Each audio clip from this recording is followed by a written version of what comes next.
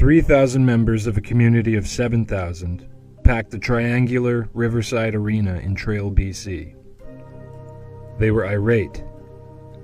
Their club had just been given a questionable penalty while defending the Savage Cup. To show their displeasure, the home faithful showered the ice with debris. One of the discarded items was a little corncob pipe.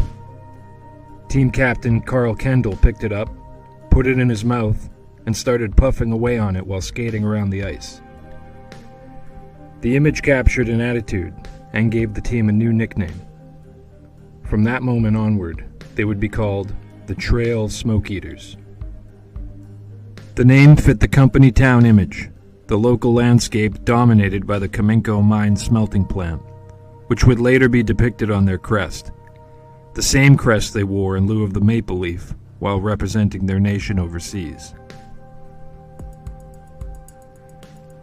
After winning 7 consecutive Savage Cup titles from 1927 to 1933, the Smoke Eaters had gained both an identity and a reputation. They were a fast, skilled team which valued puck handling and crisp passes over rough play and body checking. Their rivals in the West Kootenay Hockey League, the Kimberley Dynamiters, had caught up to them and won the next 3 titles. In 1936, the Dynamiters surpassed the Smokies by winning the Allen Cup, emblematic of national senior hockey dominance in Canada. Along with the Allen Cup came the opportunity to represent the nation at hockey's annual World Championship tournament. The Dynamiters went over in 1937 and won gold for Canada, going 9-0 in the process. Not to be outdone by their rivals, the Smokies reclaimed the Savage Cup in 1938, then took home the Allen Cup. It was the Smokies' turn to represent Canada.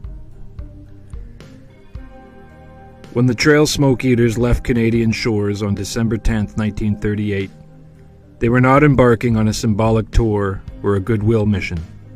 They were going to play hockey, and they played a staggering amount of it. Their first European game came a week later in Glasgow. They won 4-2. It was a preview. Over the course of the tour, Trail played 71 games from the time they left home to the time they returned as world champions. They won 62, lost 7, and were held to 2 draws. During the European leg alone, they went 53-1-1 across 55 games. They scored 374 goals and allowed 177, averaging 5.3 goals for and 1.5 against per game.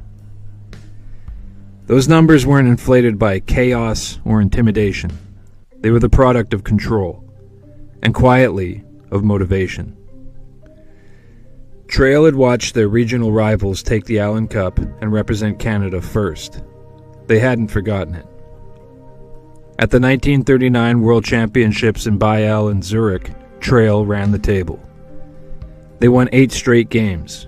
They were scored on once, a single goal by Czechoslovakia. Trail beat the Czechs 4-1 and identified them correctly as their toughest opponent. No one else came close. For many European audiences, this was not just the first exposure to Canadian hockey. It was exposure to a particular version of it, one built on possession and movement, not intimidation. Trail didn't simply win games. They demonstrated a system. That system proved devastating in 1939. It also proved portable. By the end of the tournament, Trail had not only won the championship, they had won over crowds wherever they played. The Smoke Eaters returned to Canada as undisputed world champions, having produced one of the most dominant international performances the sport has ever seen. In hindsight, 1939 represents the high water mark, not just for Trail, but for an entire model of Canadian hockey. At the time, Canada's depth was so overwhelming that purely local teams, drawn from small communities, were sufficient to beat the world. That kind of dominance must have seemed unassailable. It wasn't, but no one could have known it at the time. For the next 20 years, Canada continued to send its best senior teams to compete internationally. Those teams won 7 world championships, 2 silver place finishes, and 1 bronze. The tournament itself was interrupted by the Second World War and resumed in 1947. But by 1960, the cracks were visible. At the Olympic Games, Canada suffered a stunning loss to an American team made up largely of college players. The era when Canada could send almost any well-organized senior club to the world stage and expect to dominate was drawing to a close. The world was catching up, and it had the Smoke Eaters as its model. Back in 1939, the one team that had scored against them was coached by a former Smoke Eater, Mike Buckna. He exported the Smoky style of play to Czechoslovakia, and though it didn't result in a gold medal in 1939, it accelerated their development. After the war, Buckna coached Czechoslovakia to a world championship in 1947 and an Olympic silver medal in 1948. He would later return home to Trail and once again wear a Smoke Eaters uniform. Today he is remembered as the father of Czech hockey. The Trail Smoke Eaters did not set out to change how the rest of the world played hockey. They were not missionaries, and they were not theorists. They were a senior club from a small industrial town playing the game the way it made sense to them. In the late 1930s, international hockey was still formative. For many European programs, exposure to elite Canadian teams did not come through the NHL, or even through carefully selected national sides. It came through senior amateur clubs, cohesive, practiced units that arrived with systems already in place. And they watched closely. Anatoly Tarasov, the architect of the Soviet hockey system, called the 39 Smoke Eaters one of the greatest teams he had ever seen, amateur or professional, and said he had consciously tried to model his teams after their emphasis on passing and collective play. What Trail had demonstrated in 1939 was not simply superiority, but a blueprint. Possession over force, movement over chaos, cohesion over individual dominance. It worked because Canada was deeper, faster, and more experienced. But, once observed, it could be learned. And it was. None of this was intentional. Trail did not export its style by design.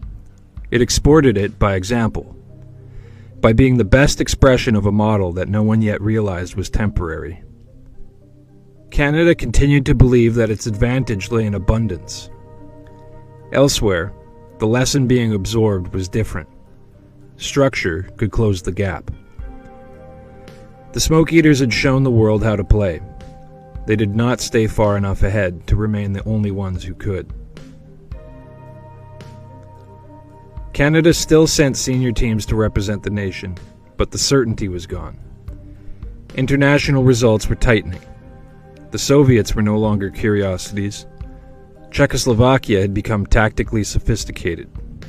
Even the Americans had begun to close ground. Canadians knew this, not in theory, but in feeling. Victory was no longer assumed. It had to be earned, and even then it was not guaranteed. The Smoke Eaters lost the Allen Cup in 1960 on home ice to the Chatham, Ontario Maroons.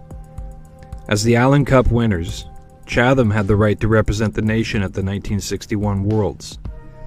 But when the Canadian Amateur Hockey Association informed the Maroons that they would have to pay for the trip out of pocket, they declined. The Smoke Eaters, as runners-up, were dispatched instead. They were not professionals. They were men with day jobs, many of them employees of the Kamenko smelter, leaving a small industrial town to shoulder national expectation one more time. And once again, they delivered. Trail went unbeaten at the World Championship, capped by a decisive 5-1 victory over the Soviet Union in the final game. Canada were world champions again. It was not dominance in the old sense. It was composure, experience, cohesion. The kind of win that came from knowing how to manage pressure rather than overwhelm it. When the Smoke Eaters returned home, they were greeted not just as champions, but as symbols of continuity. Proof that Canada's old way could still work, at least one more time. They were paraded through downtown Trail on a fire truck. Newspapers across the country celebrated them as folk heroes, men who had held the line against a changing world. The 1961 Smoke Eaters became the only senior team ever to win 2 world championships for Canada. They were also the last amateur club to do so. Canada wouldn't win another world title until 1994. The warning signs didn't arrive all at once. In January of 1960, the Moscow Selects visited Trail as part of a Canadian tour. It was framed as an exhibition, a tune-up of sorts, and that's largely how it functioned. The Smoke Eaters won a high-tempo, back-and-forth game, reinforcing the belief that experience and cohesion could still carry the day. If anything, it gave the team confidence heading into the 1961 World Championship, confidence that proved justified. But exhibitions are forgiving. Tournaments are not. By 1963, the margin for error had vanished. The Smoke Eaters once again represented Canada at the World Championships, but the circumstances were already strained. The Western International Hockey League did not operate that season, leaving Trail without a proper competitive schedule. Financial support was limited. Requests for exhibition games and reinforcements exposed a growing tension between the club and the Canadian Amateur Hockey Association. The result was Canada's worst finish to that point, 4th place. For Canadians watching at home, it was sobering. For other teams, especially those left behind, it was clarifying. The flaws were visible: depth issues, preparation gaps. A roster drawn from a single club, no matter how proud or experienced, was no longer enough. International opponents had become faster, more structured, and more interchangeable. They were no longer facing a single team. They were facing a system. Other Canadian clubs understood this immediately. Watching from the sidelines, they didn't see failure so much as limitation. The Smoke Eaters hadn't collapsed. They had reached the edge of what a local senior team could reasonably ask to do. And once that edge was crossed, the conclusion became unavoidable. If Canada wanted to remain competitive, it could no longer rely on continuity alone. Familiarity had to give way to selection. The country would need a national team, not one built from a single town or league, but one assembled deliberately from the best pieces across the country. The response was institutional. In the years that followed, Hockey Canada was formed to oversee a true national program. Selection replaced continuity. In theory, the country's best players would now be combined rather than dispatched town by town. In practice, the transition was uneven. Between 1964 and 1969, Canada managed only 3 bronze medals and 3 fourth-place finishes in 6 World Championship tournaments. The results were not just unspectacular, they were unacceptable. But Hockey Canada understood its own limitations. There was only so much that could be accomplished with a strictly amateur roster, especially against Soviet lineups composed of full-time, state-sponsored players, amateurs in name only. Hockey Canada appealed to the International Ice Hockey Federation to level the playing field and allow Canada to send professional players to international competitions. When those requests fell on deaf ears, Canada responded with a 7-year boycott. During that boycott, the NHL, its Players Association, and Hockey Canada organized the Canada Cup, an attempt to create a true best-on-best international tournament. The idea, if not the tournament itself, became an institution. This is the Trail Smoke Eaters' true legacy. Hey everybody, it's Lucas here, just sliding in to remind you to like and subscribe if you enjoy these stories, and you haven't already. And let me invite you once more to leave a comment if you have a story or a player or a team in mind that you'd like to explore in this format. I'll be happy to work on it for you. And now, onward and upward.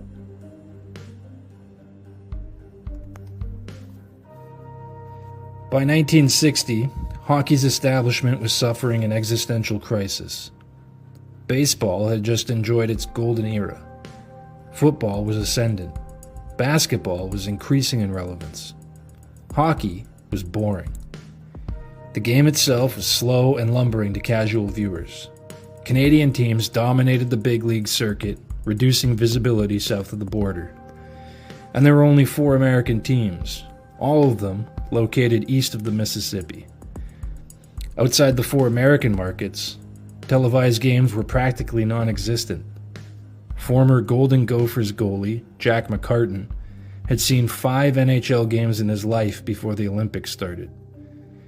In America, hockey was a regional curiosity. Outside of the Boston area, Minnesota, and Michigan, hockey just didn't matter.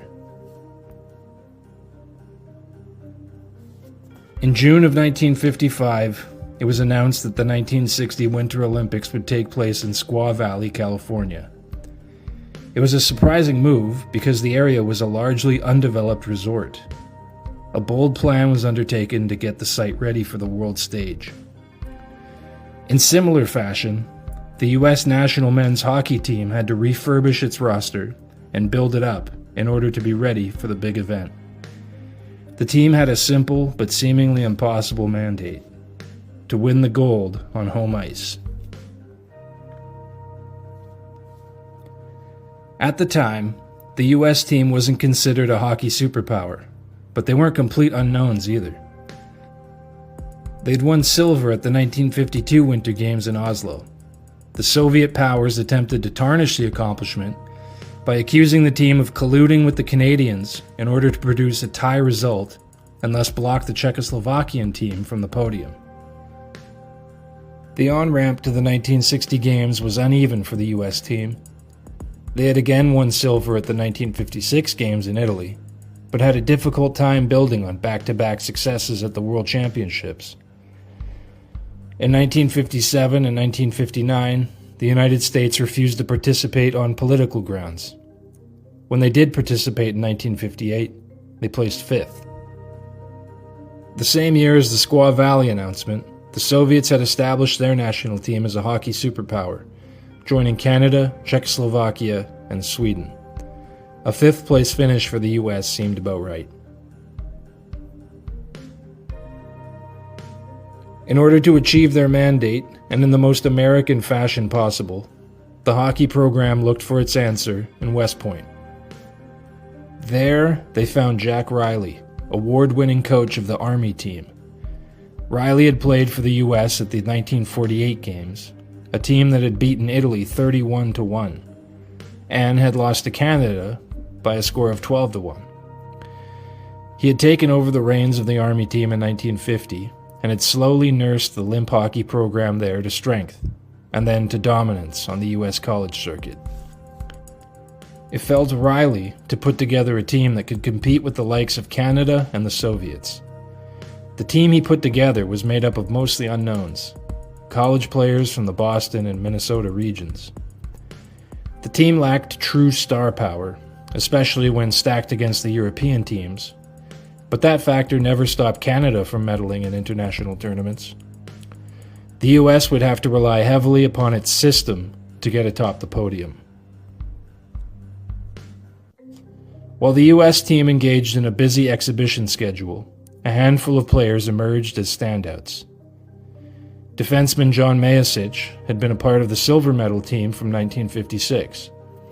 He was a point-producing puck mover who could probably be considered among the best North American defenders to play outside the NHL during the 1960s. He was a mainstay of the national team. During the 1958 exhibition tour leading up to the Worlds, he scored 25 goals and 52 points in 32 games. The Christian brothers, Roger and Bill, had also been part of that 1958 team. They drove the offense and formed part of a leadership corps with Dick Meredith and veteran defender Jack Corain. Karain was every inch a Brookline mass product, a firefighter and a well-respected locker room fixture. He was named captain of the team. The lineup had its question marks. The makeup, as it stood, had the makings of a solid core, but the team lacked depth overall. It needed some more offensive punch and could use an upgrade in net. Their goalie Larry Palmer was competent and familiar to Riley as a recent Army graduate, but doubts lingered as to his world-beating ability. Riley still had a few aces up his sleeve. Riley would pester Bill Cleary regularly with phone calls. Bill Cleary and his brother Bob were another couple Boston guys. They had been with the national team all the previous season, and both were recent Harvard grads. Bill had also won silver in the 56 games. Riley would ask him to join. Cleary would refuse. He was a newlywed and the Olympics didn't pay. Riley would make a note to call again later. It went on like this. Jack McCartan had seen about 5 NHL games in his life when he was cut from the team in early December. But McCartan had grown up on the frozen lakes of Minnesota and was a gifted athlete. His main sport was baseball. He had recently joined the Army. Part of his role there was platooning in goal for the national team. He didn't put up spectacular numbers in the 1958-59 exhibition season, but he showed the ability to remain calm under fire. And he didn't get rattled by reputations, arguably because he didn't know who anyone was. Riley cut him from the team mostly so that he could see to his other Army duties. He kept a close watch on Palmer and kept McCartan in mind. Riley called Cleary on the phone. Cleary answered. Riley asked him to join for the umpteenth time. This was a routine with these two. But there was something in Riley's voice this one time, a sense of urgency. The Olympics were just weeks away by that point. This time, Cleary told Riley that if he wanted him, he'd have to take his brother too. Riley tried to suppress a smile as he accepted the demanding terms. When the Cleary brothers' duffel bags hit the locker room floor, the sound was greeted with cold silence. The Clearys were known among the American locker room. The 15 or so other guys already there understood that the Clearys would be among the best players on the team. But that meant one thing. Somebody else would have to go. What the Americans were gaining in talent, they were subtracting in camaraderie. Riley gambled that he was adding by subtracting. It was a calculated risk. That the Clearys had played under Riley's system the year before ensured that the transition and the fit was seamless. The team chemistry would rebalance. Winning covers a multitude of sins. McCartan was back with the team. Riley recalled him less than a month after he'd cut him. Palmer was arguably the better technical goalie, but when the chips were down, he preferred the poise of McCartan. By the time the exhibition schedule had run out, Riley had his team. The Olympics, too, were ready to open. Remote and unknown Squaw Valley had been transformed into a world-class resort. The Northern California Olympics featured an opening ceremony designed by Walt Disney and the debut of Instant Replay, a new video feature to enhance broadcasts. The Olympic hockey tournament would be a 10-day grind. Their first matchup would be against the respected Czechoslovakian team. 40 minutes in, the Americans were down 4-3. Already, in Game 1, Riley found his team in the exact scenario Riley had built the team around. His system wasn't to collapse into a defensive shell in close games, but to push the attack. For that, he needed a composed goalie to provide a calming influence when offensive aggression backfired. McCartan steadied the team. The game was then on Mayasic's stick. Pinching down to join the attack and increase pressure on defenders, Mayasic's hat-trick goal proved to be the winner. A dramaless win against Australia ensured the Americans passage into the final round. The medal order would be decided on by the best record in a round-robin tournament. The Americans were not the favorites to win, but they had proven strength and resilience against one of the better teams already. They were home. They were confident. However, in order to stand atop the podium, they would have to pass a gauntlet of highly rated teams. They had already proven they could beat the Czechoslovaks, but there was still Sweden, Canada, and the hated Soviets to get through. Plus, they'd have to get through Czechoslovakia a second time, which was no guarantee. Their first test was against Sweden. Sweden was fast, skilled, and deadly in the transition game. They were ranked higher than the American team and expected to finish ahead of them in standings. Sweden attacked in waves. McCartan held the fort. His performance began turning heads. The broadcast team took special notice of him. The Americans responded with finish. Roger Christian scored a hat trick in a 6-3 American win. But the result might have turned out differently if not for McCartan's performance. With the victory, the American team had overcome its first major hurdle. Now, with the offense clicking and a hot goalie backing them, the Americans were well positioned to capitalize on their momentum. After soundly defeating Germany 9-1, the Americans were back at it again the next day. This time, their opponent was Team Canada. Canada was represented by the green-shirted senior club team, the Kitchener-Waterloo Dutchmen.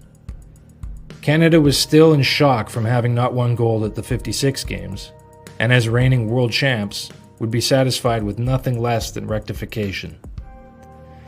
After 40 minutes of play, the US was ahead 2-0. Then, the Canadians started pressing. It seemed like the entire third period was played in the American end. The action was a blur. At times, all McCartan could see were streaks of green racing in front of him. The Canadians scored. 7 minutes left to play. Leg muscles burnt. McCartan's breathless performance left the sellout crowd stunned. 5 minutes left. McCartan made one big save after another. 1 minute. The Canadians had clearly outplayed the Americans. They had peppered 40 shots on the American goaltender, most of them in that furious third period. They only got one by him. It wasn't enough. The American team now controlled its own destiny. All they had to do was win 2 grudge matches, and the gold would be theirs. After a quick day off, the game against the Soviet Union arrived. Another powerhouse. Another packed building. The Soviets were reigning Olympic gold medal champions. Their game was built on systems too. It was about speed, puck control, and a lot of quick movement. In quintessentially communist style, all 5 skaters on the ice had to work as a unit, each member just one cog in a machine. The puck dropped. The Soviets controlled play early. When it came to individual talents, the Canadians were probably best, but as a team, the Soviets were arguably the best they'd seen. During the decade that had just ended, the Canadian and American teams had been heavily criticized for their rough style of play, which the Europeans did not emulate. The Soviet team did more than complain about it. They found a system that defeated it. They skated in blanketing waves of red. The puck was like a hot potato.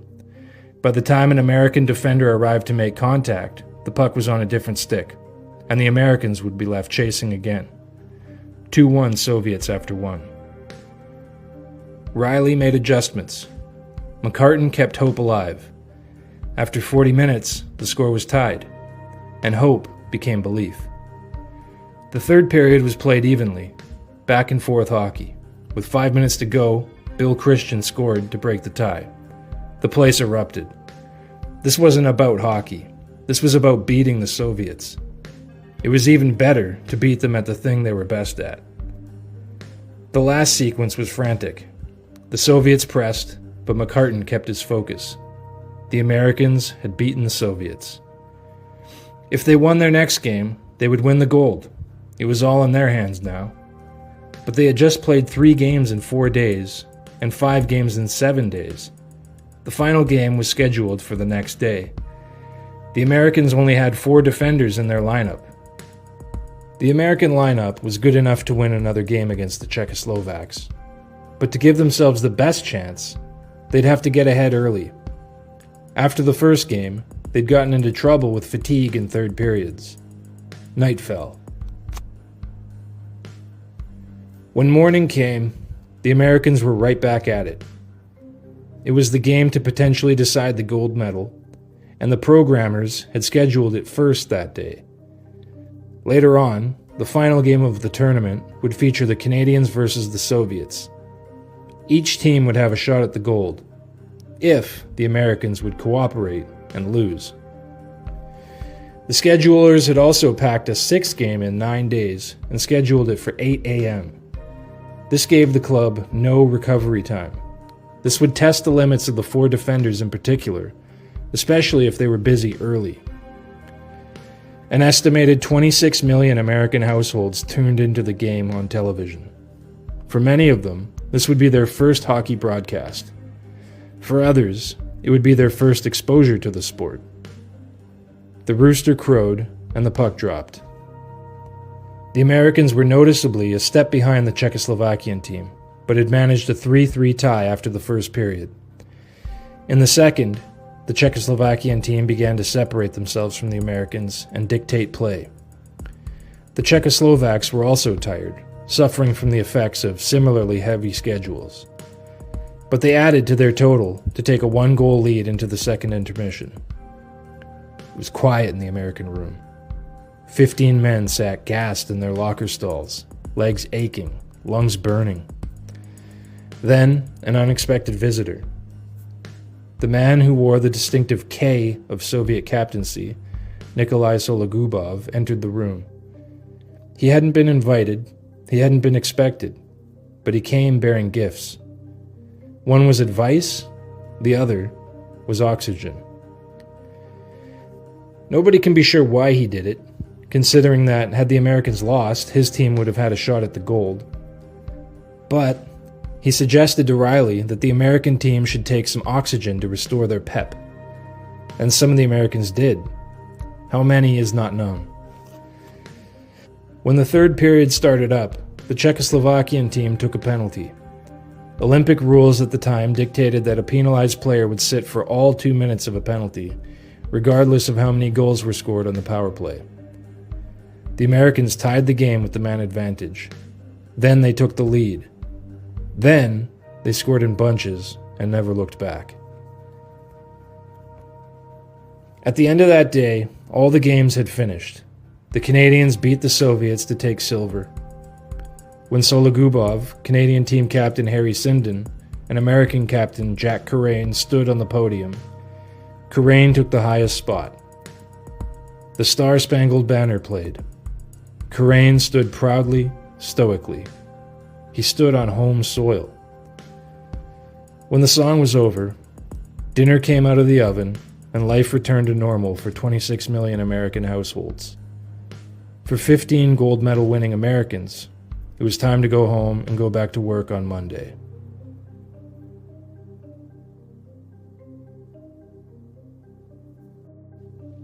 Stop me if you've heard this one before. The NHL was looking for a way to revamp their tired All-Star Game format and look toward international competition as a solution. On his way to Moscow to discuss more opportunities, NHL President John Ziegler stopped by an antique shop in London and found a bull that had been commissioned 150 years earlier by Queen Victoria.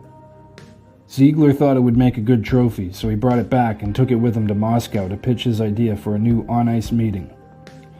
The idea was to play an NHL All-Star team against the Soviet All-Star team in a 3-game series at Madison Square Garden. It would be called the Challenge Cup. On the surface, it sounded important. It sounded bold. It sounded like a big deal. The only problem was that no one in America cared. By 1979, it was clear. International hockey, especially involving the Soviets, was always a ratings bonanza. But early TV projections for the Challenge Cup looked grim. 300 million people were expected to tune in worldwide, including 220 in the Soviet Union. but only 7 million in America. CBS intended to broadcast the third period of Game 2 during a sports variety show, and that would be the extent of American TV exposure. To make matters worse, CBS threatened to pull the broadcast from its schedule due to a conflict over board advertisements. According to CBS, Madison Square Garden board ads upset their own sponsors and violated FCC regulations. NHL President John Ziegler was in a bind. He wanted to maintain good relations with network television, as the NHL hadn't had a U.S. broadcast deal for some time. Hockey was still seen as niche and regional at the time. The board ads brought in $300,000 in revenue for the NHL, while the CBS deal was worth only $35,000. The board ads stayed. Ziegler continued to negotiate. The NHL All-Stars were picked by the fans, including the starting lineup. The team featured 23 Hockey Hall of Famers, but was thin on defense thanks to illness and injuries to Dennis Potvin, Guy Lapointe, and Brad Park.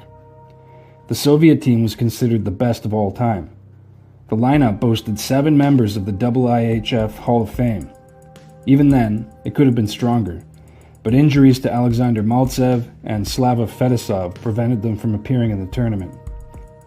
Still, it was a stronger lineup than the one the Soviets had sent to the 1976 Canada Cup. Over the previous 4 winters, the Soviets had sent their big league teams over to North America for friendly exhibition games against NHL teams. The Soviet club's record was 10-5-2 to that point, but the competition was less than friendly.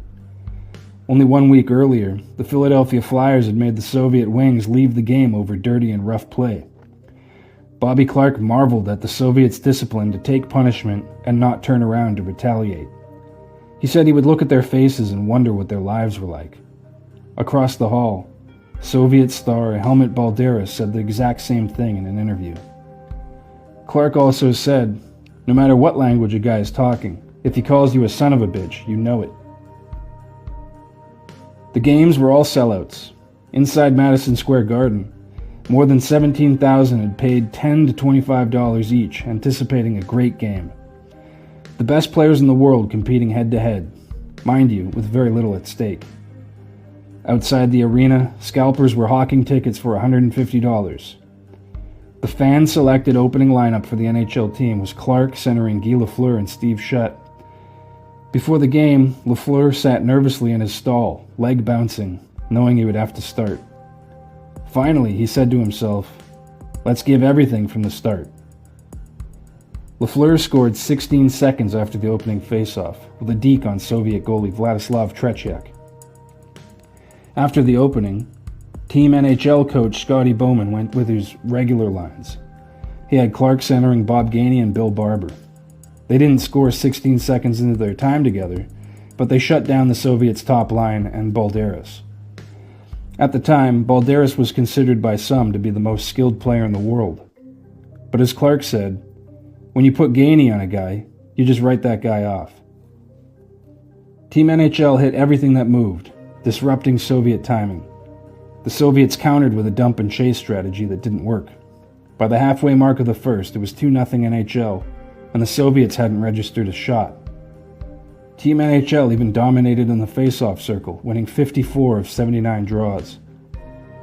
Because it was total domination, most who watched it considered it a boring game.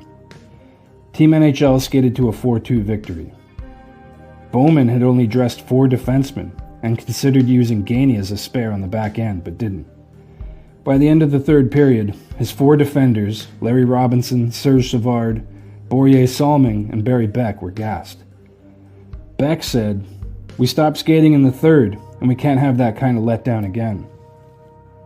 Soviet official Valentin Sich was disappointed with the Balderas line and the veteran line of Vladimir Petrov, Boris Mikhailov, and Valery Karlamov for being slow, but he singled out Lafleur for praise. Game 2 would be refereed by Viktor Dombrovsky, who was considered the worst in the world by some. Team NHL was concerned that he would even up the series if given the chance. Before Game 2, a workaround agreement was reached for CBS to broadcast the third period on a delayed feed to edit out images of the offending board ads. When the puck dropped, the Soviets played much better. They had been embarrassed in Game 1, but found their legs in Game 2. To the surprise of Team NHL, the Soviets came out of the gate throwing clean hits and had already adjusted for their patterns. The Soviets would send 2 forecheckers deep to throw the body and disrupt timing passes. For the most part, the strategy worked. By the halfway point of the second, the NHLers had only registered 7 shots on goal. The problem was, they'd scored on 4 of them. The Soviets stuck with their game plan and scored 2 45 seconds apart late in the second to tie the game. A goal early in the third gave the Soviets the lead. The NHL stars seemed to tire out as the game progressed, sitting back and waiting for things to happen. The Soviets won the game 5-4. Afterwards, Bowman said the Soviets had played a superb game of puck control. Dennis Potvin said, "They beat us at our own game." The final game was an anticlimax. Each team had won a game, and each had dominated the game they'd won. Game 3 would determine the winner of the Challenge Cup. Bowman had started Ken Dryden in net for the first 2 games, but turned to money goalie Jerry Cheevers for the deciding one. Soviet coach Viktor Tikhonov went with Vladimir Mishkin. The game was Mishkin's first against NHL competition. Midway through the second, Mishkin got into a battle with Brian Tretiak. Tretiak crowded the crease. Mishkin gave him an elbow. Tretiak countered by knocking him down. Referee Andy Van Helleman gave the 2 coincidental roughing minors. Valentin Sitch was livid. He stormed down to ice level, Ziegler chasing behind him. Sitch threatened to pull out of the game for one more such call. Sitch's contention was that Mishkin was within his rights to defend his crease. It must have felt like a betrayal after Dombrowski had called Game 2 evenly and in good faith. At that time of the game, the outcome was still in doubt, but the Soviet defense stifled the NHL All-Stars. In the third, down 2-0, the NHL team pressed the attack. Every time Lafleur touched the puck, the crowd chanted his name, expecting something amazing to happen. It didn't. The Soviets took advantage of NHL defensive lapses and added 4 more for a 6-0 shutout. The Soviets had adjusted to the All-Stars well enough that they outscored them 9-0 in the last game and a half of the series. Soviet captain Boris Mikhailov was named MVP and led the Soviets on a victory lap of MSG to a chorus of boos from what remained of the crowd. The NHL lost more than just the tournament. No one in America outside of MSG seemed to care about the Challenge Cup, and those that did now recognized the Soviets as the supreme hockey world power. The goal of the Challenge Cup was to make it hockey's Super Bowl, or World Series. Instead, the concept landed with a thud. With extremely limited TV reach, the NHL's marketing failure marginalized the game. The NHL considered sending the 1980 Stanley Cup champion to Moscow for a 3-game series in September, but that never materialized. The Challenge Cup format was tried once more in 1987.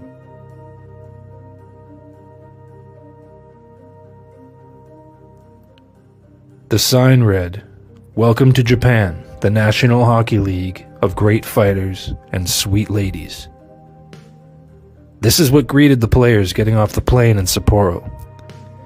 The problem?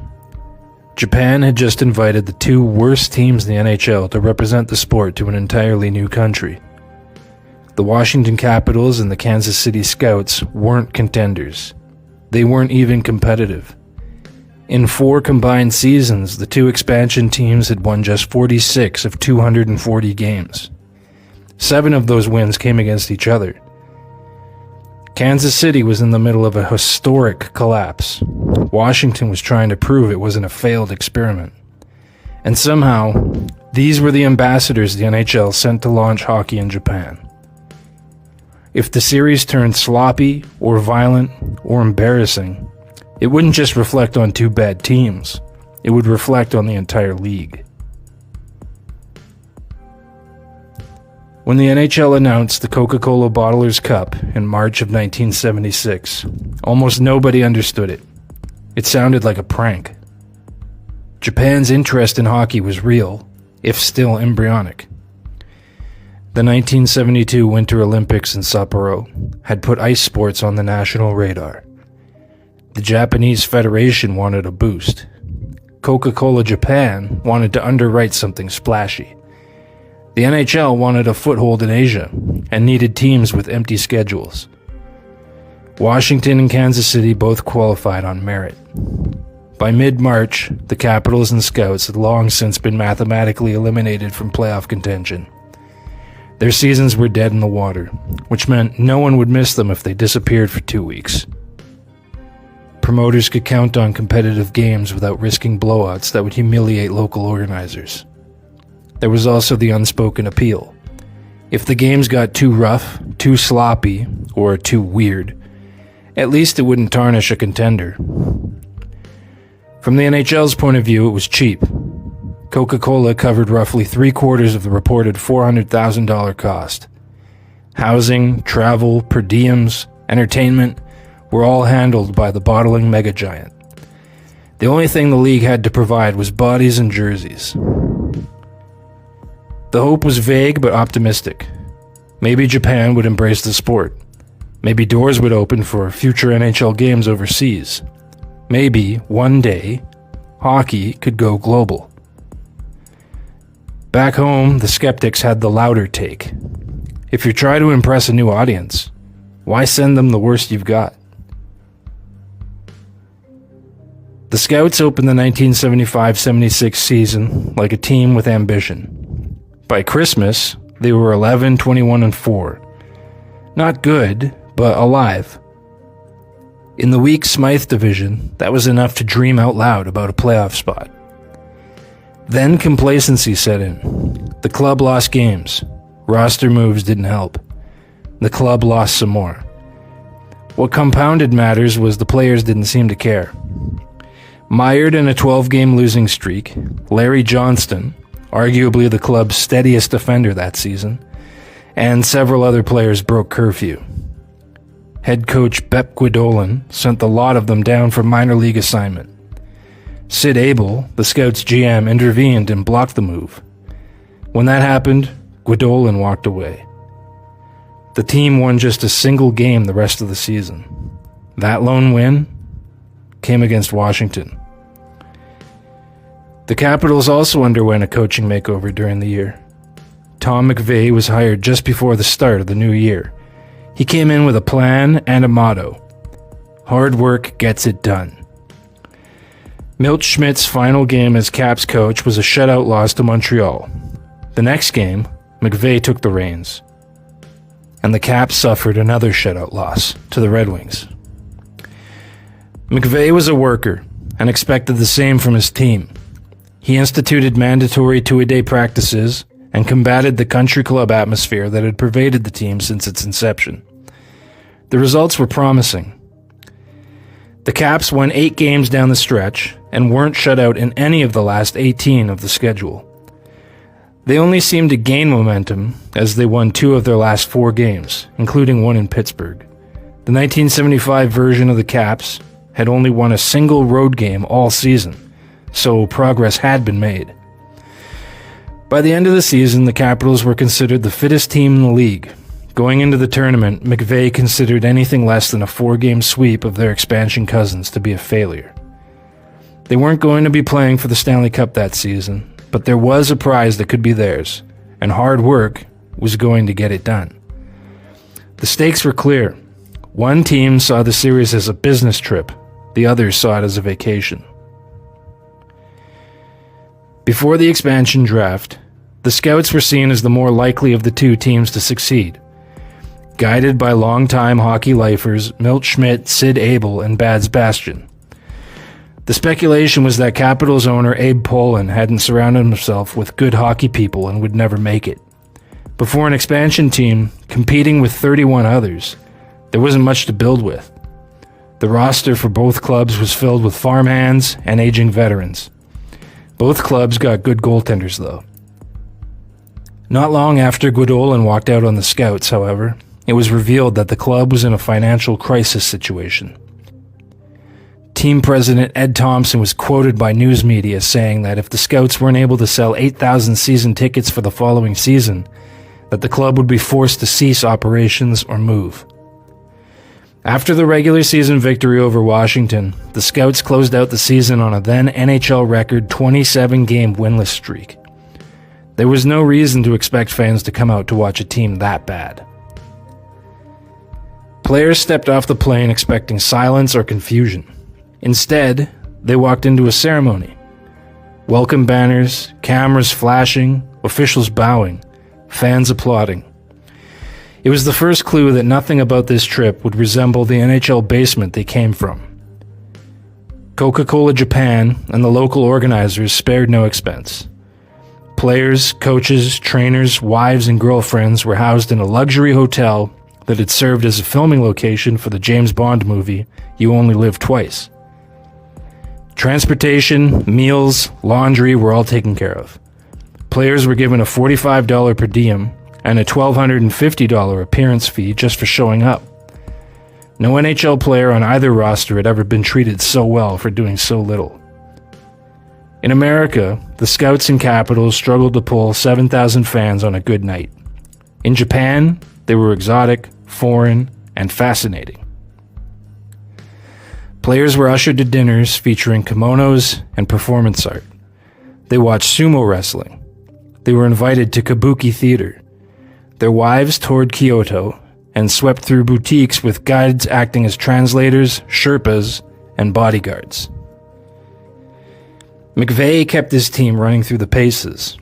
After the NHL's regular season ended, the Capitals had about a week before the trip. McVeigh kept scheduling daily practices. On their way to LA, they stopped in Colorado and had a team practice. When they got to LA, they had another team practice. In Hawaii, the team was laid over for 3 hours. Some of the Capitals players spent the time at the bar. McVeigh wasn't happy about it. When they arrived, while the Scouts and their wives were taking in the scenes, McVeigh had his team bag skating. He pushed them hard enough that some of the players vomited over the boards onto Japanese cameramen. The first 2 games would be played in Sapporo. The first was played at the Makomanai Ice Arena in Sapporo, where the 1972 Olympic hockey games had been played. About 4,500 people showed up, unsure of what they were about to see. They had been warned that the North American version of the sport could get rough. The marketing suggested the violence to be just a step below Rollerball, which is a great movie, by the way, if you haven't seen it. The crowd maintained a polite silence for the duration. There were 7 goals scored during the game, and not one of them elicited a cheer from the Japanese. When a puck flipped into the crowd, a dozen hands would battle to be the first to throw it back onto the ice, as was the custom in Japanese baseball.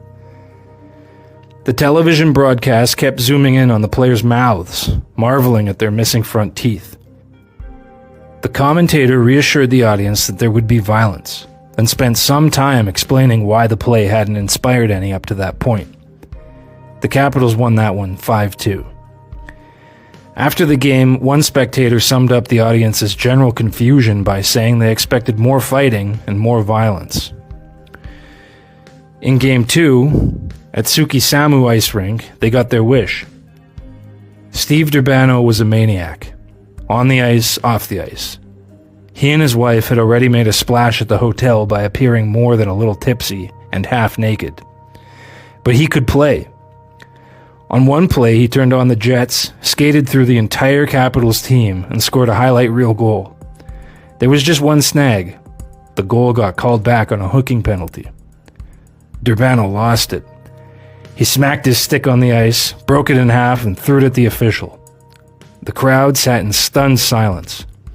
It wasn't part of Japanese culture to exhibit such outbursts. One of the players' wives shouted through the silence, "You stupid referee!" Later, Larry Johnston dropped the gloves with Washington's Blair Stewart. This was the spectacle the fans had been quietly anticipating. When the moment arrived, 4,000 newcomers to the game weren't sure how to react. Some gasped, some giggled. The Japanese continued to express a particular fascination with the missing teeth of the players. McVeigh took out his false teeth and inserted a whole puck into his mouth for a gag. When the Capitals' Heartland Monahan was asked about the missing teeth, He told news reporters that they'd been knocked out in a fight with his wife. They weren't sure if he was joking. As the game progressed, the Capitals, almost certainly thanks to their training regimen, pulled away late and won the game 6-2. The winners were awarded the prize of sleek new cassette tape recorders, a status symbol at the time. Back in Kansas City, it was announced that the Scouts had laid off all but 3 team employees, and they were all over in Japan. The series moved to Tokyo for the 2 remaining games. They didn't have a hockey arena there, but organizers had managed to create one over the Olympic swimming pool in Yoyogi National Gymnasium. The crowd was bigger and louder, almost 10,000 people. Plus, American cheerleaders and a U.S. Army brass band wedged in the stands. It looked like spectacle.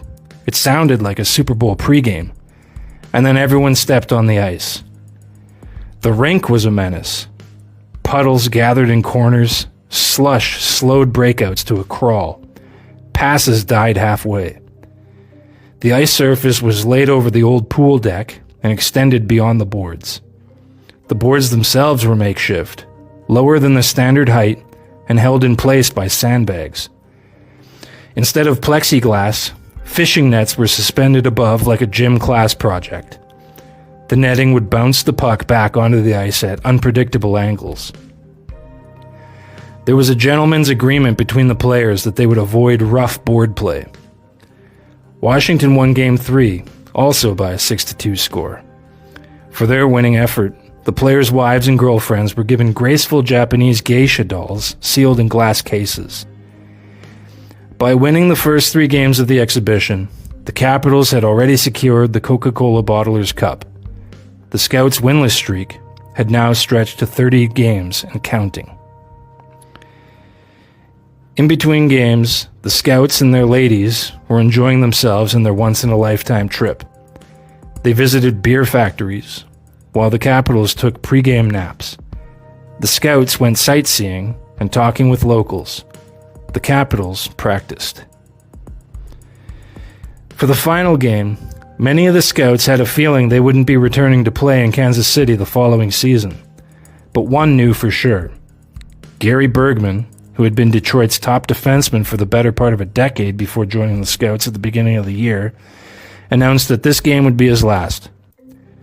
That, coupled with the fact that the Scouts' wives were getting annoyed that the Capitals' wives were getting all the gifts, was enough motivation for the Scouts to end the losing streak. The Scouts came out playing the hardest hockey they'd shown in months. Randy Rhoda scored late in the first.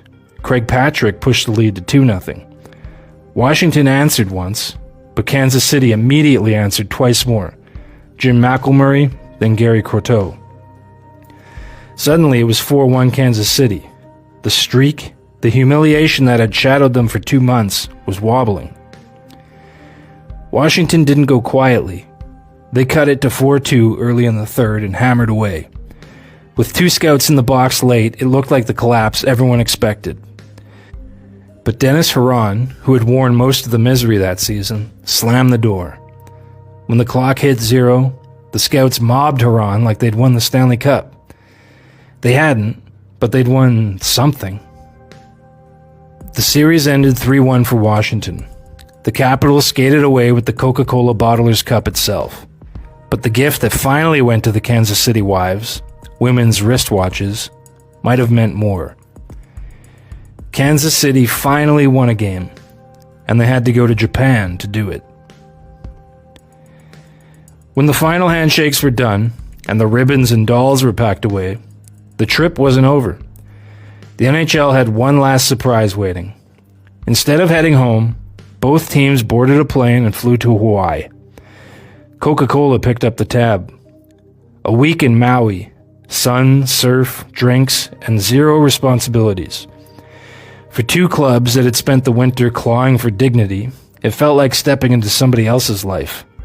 No curfews, no systems meetings, no practice tape, just beaches and salt water. Some players tried surfing for the first time in their lives. Trainer Dale Graham remembered paddling into waves that were too big for beginners. He got pulled under by a rip current, panicked, then remembered the only rule: stopped fighting it. He let the ocean spit him back out and walked away a little rattled and a lot wiser. Others leaned into the nightlife. Most just decompressed, bodies bruised, nerves frayed, seasons effectively over. For many of them, this was the first time they'd ever traveled outside of North America for anything other than hockey. Now they were doing both. Back home, the Scouts' front office had been hollowed out. The Capitals were returning to a team that had still lost 59 games. But for a week in the middle of the Pacific, between the worst season of their lives and whatever came next, they got to be regular men. The Capitals returned from Japan with the Coca-Cola Bottler's Cup, a brass and wood trophy that looked like something borrowed from a high school debate tournament. There was no parade route waiting at Dulles, no press conference, no champagne-soaked sweaters. As soon as training camp came around the next fall, the trophy vanished. No one could say exactly where it went. For decades, the Coca-Cola Cup existed only as a memory, a punchline, a trivia question, a road trip story buried under losing records and roster shuffles. Years later, someone rummaging through the storage closets at the Capitals offices rediscovered it. Ribbons still attached, still not worth insuring. It spent time as the prize for in-house bubble hockey tournaments, a joke reward for a franchise that didn't have much else to celebrate. For Washington, though, the meaning ran deeper. They had spent 2 seasons being written off as a failed experiment, an expansion mistake, a franchise with no future. 3 wins in Japan didn't erase that, but it scratched a mark in the other column. Players talked about pride for the first time in 2 years. McVeigh had demanded effort, and he got it. They came home believing the losing didn't have to last forever. Eventually, it wouldn't. Kansas City didn't get that chance. By the time the Scouts unpacked from Hawaii, the organization was already dissolving. Fans in Kansas City never saw that win in Tokyo. Most probably never even heard about it. Within weeks, the team was sold. Within months, it was moved. The Kansas City Scouts became the Colorado Rockies. In Denver, stability continued to elude the franchise, and the Rockies packed up and left town 6 years after that, becoming the New Jersey Devils. The tour ended the way it began, on a note of polite confusion. A small crowd watched the Capitals lift a modest brass trophy no one in North America had heard of. Players bowed, officials posed. The Scouts shook hands knowing the logo on their sweaters wouldn't survive the summer. For Washington, the trip offered proof the work wasn't pointless. They came home believing improvement was possible, not theoretical, but earned. For Kansas City, it was something rarer. Closure. A season that seemed to have no end finally received one. A 30-game winless streak finally broke, just before all the losing finally broke the team.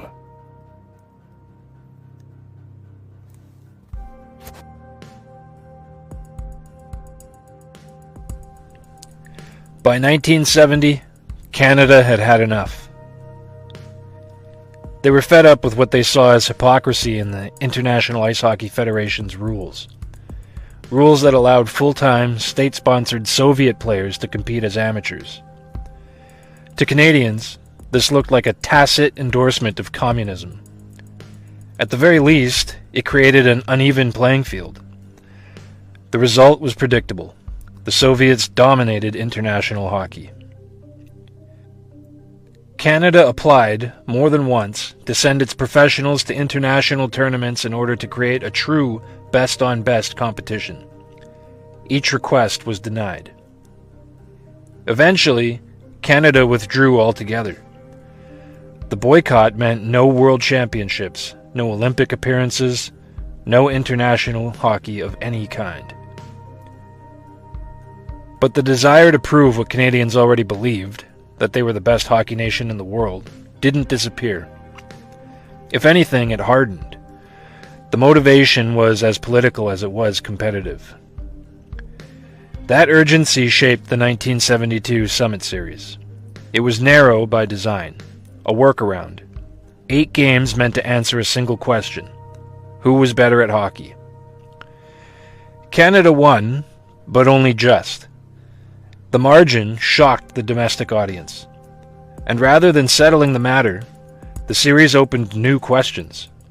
Many of them flew under different flags. In 1974, the WHA staged its own Summit Series, sending its best Canadian players, including Bobby Hull, who had been absent in 1972, to face the Soviets. The result was decisive. The Soviet team won all but one. Around this time, Alan Eagleson began pushing for something larger. Not another workaround, but a replacement. A tournament that would sidestep the IIHF entirely. One that would bring together the best players, amateur and professional, from the world's leading hockey nations. By 1976, that idea became reality. It was called the Canada Cup. The average Canadian didn't know what to expect when the tournament began. There was no cable television, no satellite broadcasts. Hockey knowledge came almost entirely through CBC, newspapers, and reputation. European hockey existed mostly as information. Inside deeper professional circles, that information was sharper. Hockey writers and sub-club personnel knew the names. They understood the styles. Many were able to identify strengths and weaknesses with surprising accuracy. For everyone else, the learning would happen in real time. Team Canada itself was not ignorant of the competition. Previous encounters with the Soviet Union had taught them caution. There was confidence, but it was guarded. Canada entered the tournament knowing it was favored and knowing it had the most to lose. Preparation reflected that awareness. The Canadian team spent an extra month getting ready. As other nations arrived, assistant coach Al McNeil was sent out to scout the field, gathering reports and feeding them back to the bench. For the U.S. team, training camp was a real eye-opener. It was the first time an all-professional American team had ever been assembled, and the gap was impossible to ignore. There were only about 80 American-born professional hockey players at the time. Most were minor leaguers. Others were replacement-level talents. On paper, the Americans were expected to finish near the bottom of the standings, alongside Finland. On the ice, that expectation held. The roster could have been stronger. Mark Howe, by far the most gifted American player available, was injured and unable to participate. His brother Marty would have represented a meaningful upgrade on the blue line, but refused the invitation outright, still smarting from the WHA's humiliation at the hands of the Soviets 2 years earlier. Even so, the broader truth was unavoidable. This tournament exposed the United States program in a way previous international play never had. Earlier teams, often built from college players in the 1950s and 60s, had occasionally overperformed expectations. In a genuine best-on-best setting, there was nowhere to hide. By 1976, American player development had reached its nadir. The United States proved unprepared for a true best-on-best international tournament. They weren't excluded. They were invited and exposed as an afterthought. The response would come quickly. In the years that followed the Canada Cup, the United States would invest more seriously in development. They would arrive at the next Olympic tournament prepared. And by the 1980s, American players would begin appearing regularly at the top of NHL draft boards. The tournament also arrived at an awkward moment for the Soviet Union. Recent disappointments on the international stage had triggered a period of internal reassessment. Leadership was in flux. Much of the roster that had faced Canada in 1972 was gone. In its place was a younger, less familiar group. Soviet officials openly described their Canada Cup entry as experimental. Many of the roster spots went to emerging players being evaluated for larger roles, overseen by a small core of established veterans such as Alexander Maltsev and Valery Vasilyev. Their most dynamic young forward, Valeri Harlamov, was absent, sidelined after a serious off-season car accident. Some interpreted the Soviet roster as experimental by necessity. Others saw it as deliberate restraint. The structure of the team supported either reading. The Soviets used the tournament to take stock, to test depth, to observe how younger players responded under pressure, and to reassert internal standards after a period of frustration. Taken together with key absences on the American and Canadian rosters, the Canada Cup could be criticized as falling short of a perfect best-on-best ideal. But that imperfection was part of its function. For some teams, including the Soviet Union, the tournament served less as a declaration than as a diagnosis. Czechoslovakia entered the tournament as the reigning world champions. Their roster was strong, deep, and virtually unknown to North American audiences.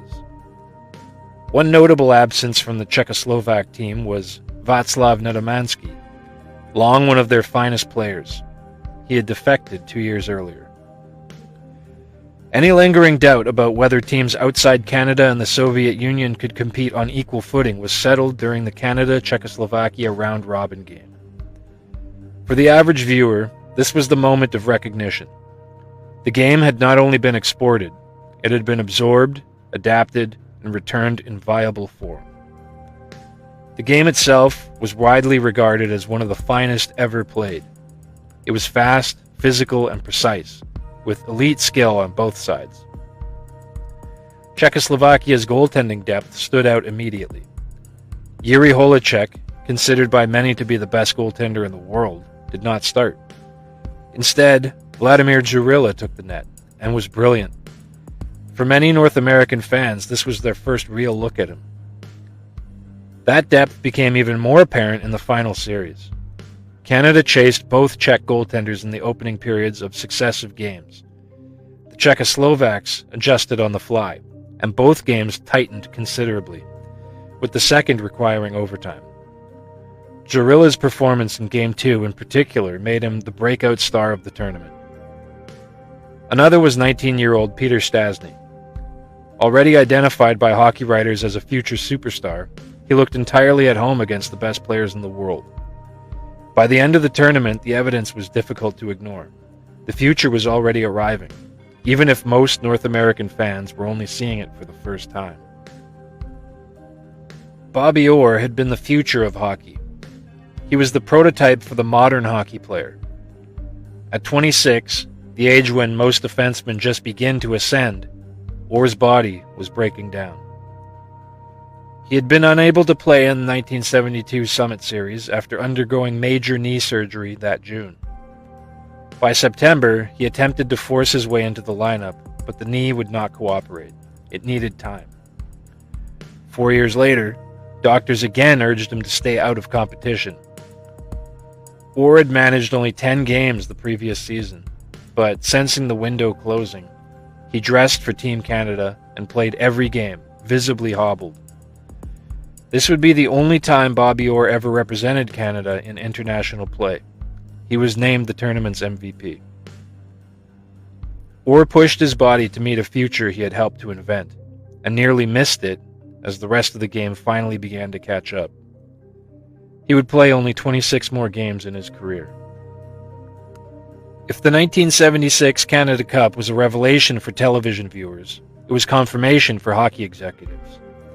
It was a chance for club managers to evaluate talent during the boycott, a chance to see how European players responded to the more physical North American game played in North America under North American rules. By the finale, the picture was clear. The world had caught up. The tournament told talent evaluators that, at the moment, there was more parity between Canada and Sweden than Canada and the US. Pro clubs and nations adjusted accordingly. NHL teams no longer shied away from signing European talent, and the US increased their efforts to produce great hockey players.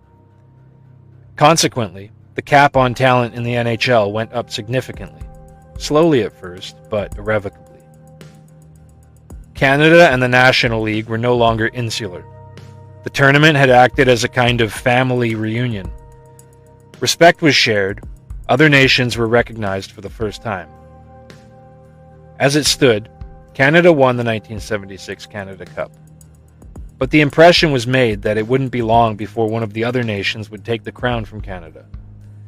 The level of competition was great enough, and the pride of representation high enough, that Orr and Lanny MacDonald were among those who ranked winning this tournament as a greater thrill than winning the Stanley Cup. The outburst of joy at the end of the final game from both the Canadian and Czechoslovak players attests to that. Players swapped jerseys with opponents. When Orr was presented with his MVP trophy, he was wearing a CSSR sweater.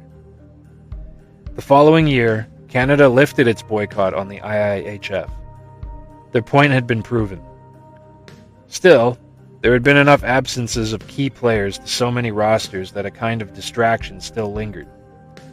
In a technical sense, the world still awaited a true best-on-best tournament.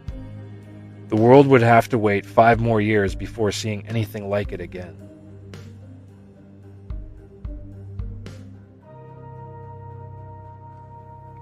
When the WHA merged with the NHL in 1979, 2 WHA clubs were left out of the deal.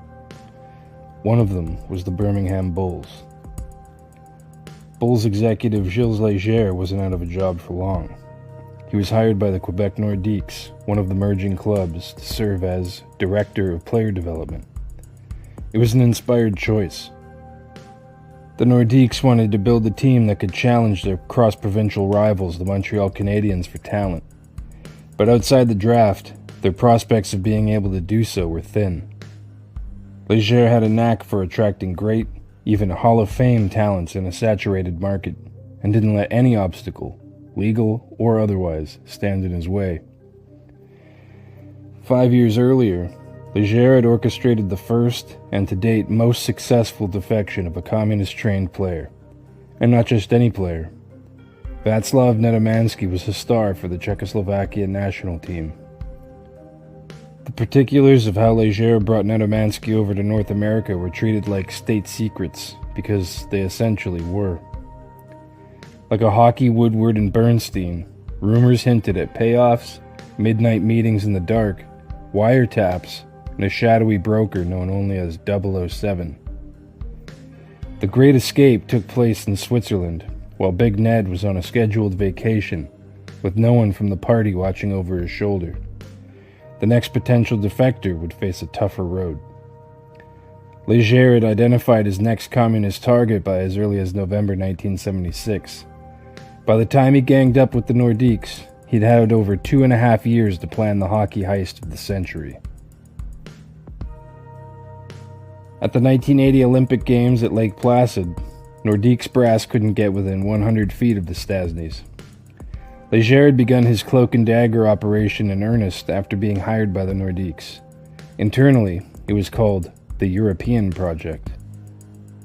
He kicked tires on the Stasnys at every international tournament. Czech authorities were aware of him, and weary, but they didn't know about Agent 007.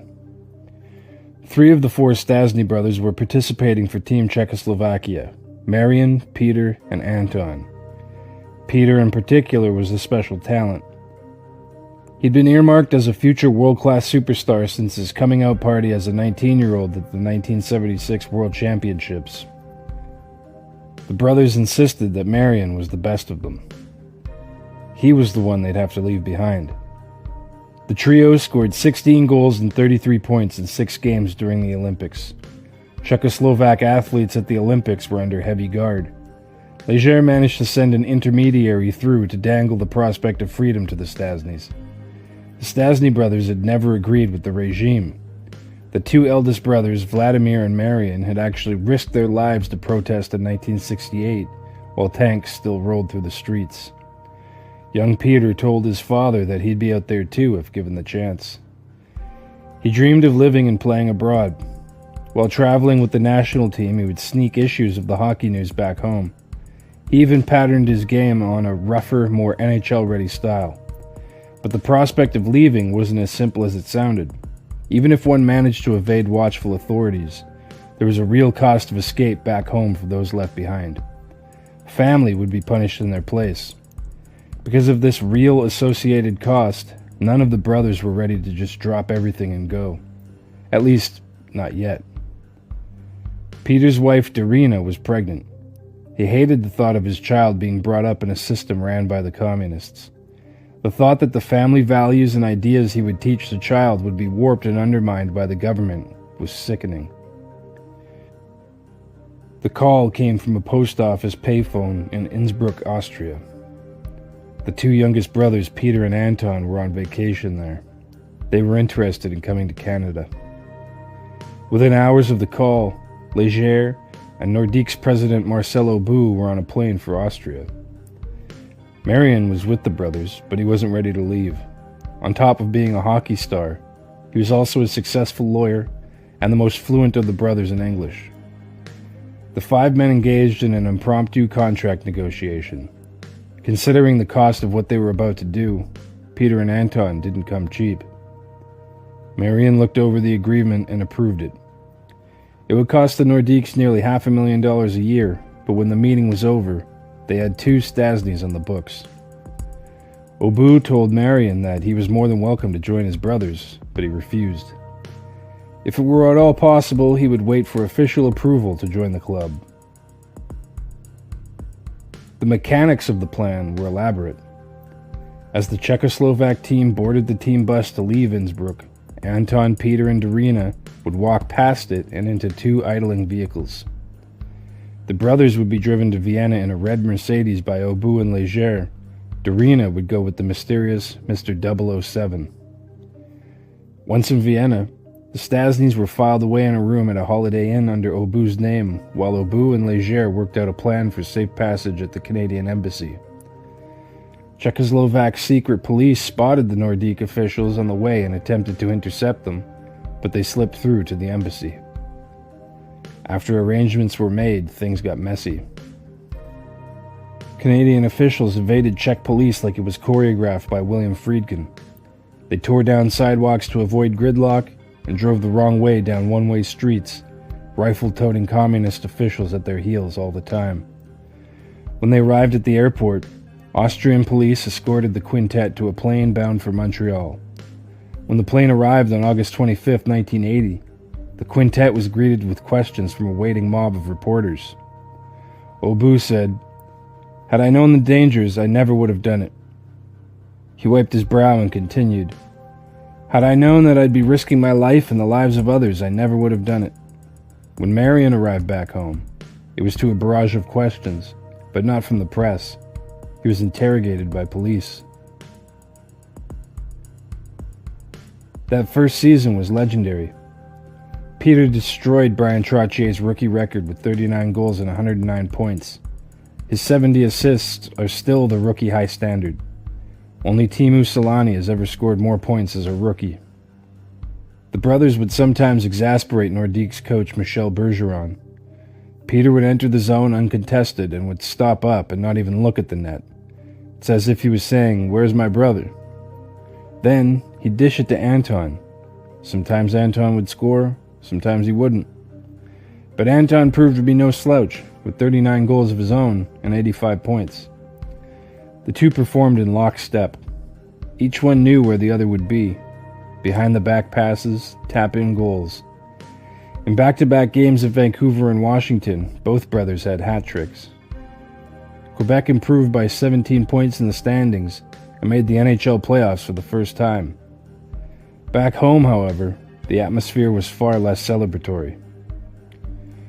Brother Marion had been suspended for the year by the Czech Hockey Federation. No explanation was given, none was needed. To add insult to injury, he was disbarred from continuing his legal practice. The Stastny's patriarch, Stanislav, meanwhile, had it just as bad. Overnight, he'd lost his inventory management job with the state-run company he worked at. The remaining family members were subjected to intense surveillance and interrogation. At one point early on, Marion received a phone call from the police asking if he desired to leave the country. He replied that, yes, of course he'd like to join his brothers in Canada, but he maintained that he intended to leave lawfully and with state approval. The voice on the other end told him he would be permitted to leave in a month or two. A month or two passed with no follow-up. Lifelong friends snubbed him. In desperation, Marian reached out to President Gustav Husak himself but received no reply. That was the final straw. He decided to make contact with the Nordiques.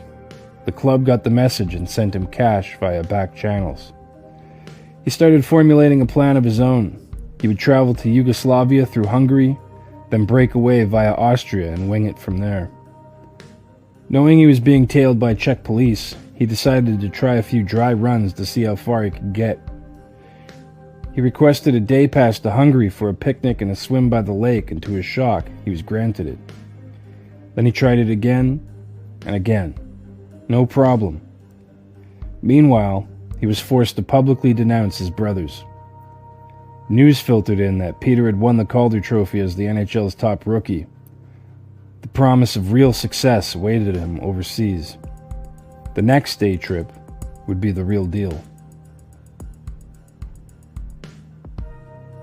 After obtaining another legal day pass, Marian loaded up his wife and 3 children into the family car and headed for Hungary. But this time, they would not be stopping by the lake. Marian drove straight through Hungary to the border of Yugoslavia. There, they were sure to face an intense interrogation. Much of the money the Nordiques had sent was used to obtain illegal papers. The children hadn't been informed of the plan. At the border, the customs agent eyed the papers with seemingly intense scrutiny. The children started asking naive questions from the back seat. "Where are we going? Why are we going to Yugoslavia?" Marian's wife Eva did what she could to cover. Marian tightened his grip on the steering wheel. When the agent stamped his approval across the papers, it must have been a tremendous relief. But the Stasnys weren't in the clear just yet. After spending the night in Zagreb, Marian went to the Austrian consulate and applied for a 14-day visa to Vienna. He was refused. They were allowed a 3-day visa instead. That meant the clock was ticking. An overstay would alert authorities and the plan would be nixed. Marian and his family would be watched all the closer, and an opportunity this good would probably never present itself again. Obu and Leger had been monitoring the situation. They sensed a real danger that the Austrian authorities would turn in the Stasnys to the Czechoslovak government. They sent an urgent appeal to Canadian immigration officials to allow the Stasnys to enter Canada. When they were approved, Obu and Leger boarded a plane to Vienna immediately and escorted the family to their new adopted homeland. On the ice, and safely in the blue sweater with the fleur-de-lis patches, Marian was just as good as his younger brothers. The year off had dulled his instincts slightly, and he, like his brothers before him, had to adjust to the extensive travel and lengthy schedule. But his first year in Quebec City, he scored 35 goals and 89 points. The trio played together as a unit, in lockstep. The Stasnys made the Nordiques into contenders. The club improved in the standings again, this time by only 4 points. However, they came alive during the playoffs, dispatching their rival Habs in the first round and the Bruins in the second to make it all the way to the Wales Conference Finals. They would lose to the Islanders in that matchup. Peter would eventually wind up in hockey's Hall of Fame and famously finish second in scoring throughout the decade of the 80s to Wayne Gretzky. But more important than that, the Stasnys took to Quebec's provincial capital as a European-like city. By December 1981, Marian had opened a discotheque/bar/restaurant in the swanky part of town. The Stasnys risked it all to arrive, and when they did, they proved very quickly that they belonged, proving that talent such as theirs belongs to the world.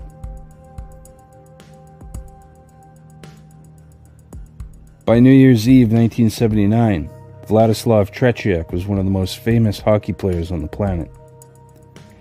He had been the Soviet national team's starter since his teens, and backstopped it to 2 Olympic and 7 World Championship gold medals. He had been selected as the Soviet League first-team All-Star every year since 1971. The wild thing about it all was that, at age 28, he was only just entering his prime.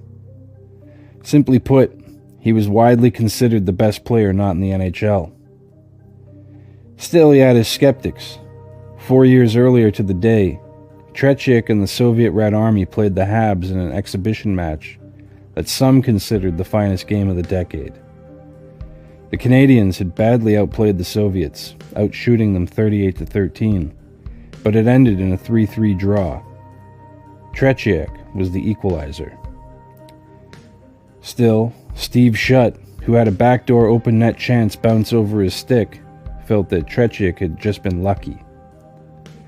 But by the last day of the decade, the Habs were still left without any doubt at all about his ability.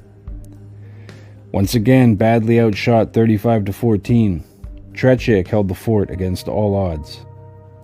"I wasn't pleased with half the team," he said. "We could have played much better, but they played for all 3 periods." In the third, the Red Army's 2-1 lead evaporated. Steve Shutt would have scored a hat-trick if but for one goal that was scored with a high stick. Habs won 4-2. They outshot the Red Army 13-3 in the first. The score could easily have been 3-0 by then. Habs defenseman Serge Savard revealed that the Habs had been thinking about the game for 3 or 4 weeks leading up to it. "We knew we were going to play the best amateur team in the world," he said, "and that we had to give our best, period." On April 23, 1983, Savard was named the 12th GM in Habs history. Each of the 4 most recent Habs GMs had won Stanley Cup titles, though his immediate predecessor, Irving Grundman, had inherited a great team at the end of a dynasty. Grundman was hated by the Montreal media. He made questionable trades and passed on Denny Savard with the first pick in the 1980 draft in favor of big Westerner Doug Wickenheiser. Anyway, Serge Savard inherited a team with an uncertain goaltending picture. Rick Wamsley had been a top prospect, but failed to live up to the expectations of a team that had enjoyed all-world goaltending for most of its history. The club hadn't had a legend in net since Ken Dryden's surprising retirement at the end of the 1979 season. That New Year's, the Red Army played the Habs again. Tretiak blanked them 5-0 and received a standing ovation for doing it. He'd blanked the Nordiques just a day earlier. Before the Habs game, Tretiak mentioned casually how he'd one day like to play for the famous Montreal Canadiens. He unintentionally created a buzz. Mobbed by fans, then cheered as one of their own, Tretiak later walked back his statement. What he meant to say was that if he played in the NHL, Montreal was the team he'd like to play for. At the entry draft that June, Savard took him at his word and called his name. To that point, no Soviet-trained Russian-born player had ever been permitted to play in North America. It was a Hail Mary play. At 31 years of age, the Soviets considered Tretiak to be old. The national team had a habit of dropping players at around age 32 to 34 and transitioning them to coaching.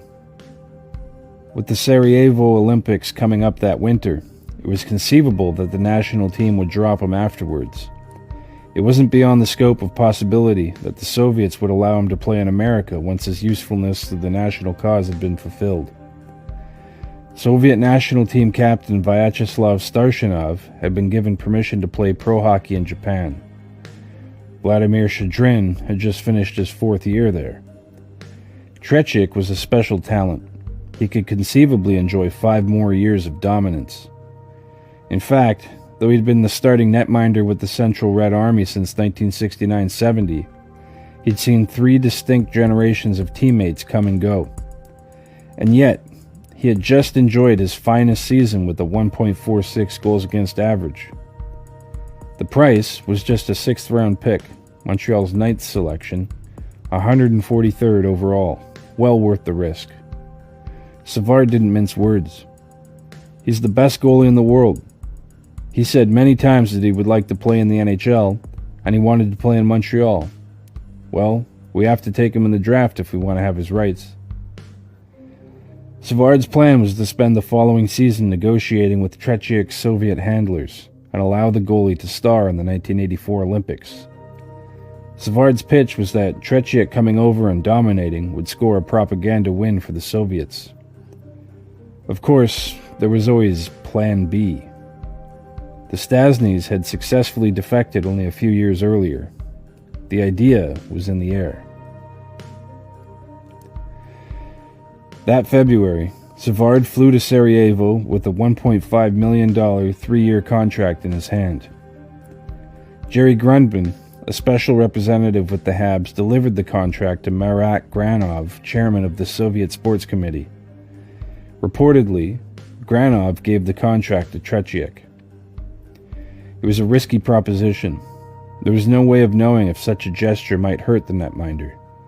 Could it be interpreted as a sign that Tretiak had been in secret communication with the club? Would his loyalties fall under scrutiny?